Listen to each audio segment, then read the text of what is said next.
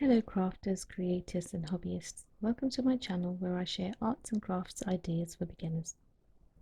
In my last video, you saw how I make die cut stickers using the Cricut Explore Air 2.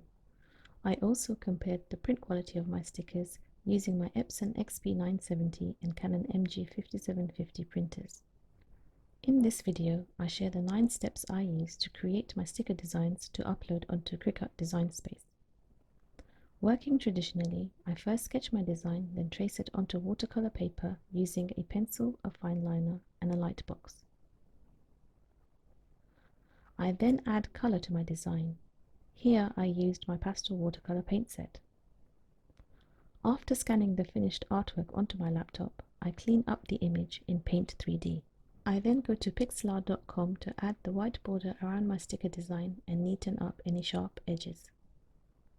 After downloading the image to my computer, I then upload the image onto the Cricut Design Space. In Cricut Design Space, I select Complex before doing a final check of my design and select Print then Cut Image. Next, I adjust the image to the die cut sticker size that I want and double check it with a ruler. Once all the images are laid out on the canvas, I select Make It. This then gives me the option to select the printer I want to use for my sticker sheets, and I make sure that the Add Bleed button is turned to green. I also adjust the paper quality and size before pressing Print. Once printed and cut out, I carefully remove the die cut stickers from the mat using Cricut tools. I finally check my stickers for any defects.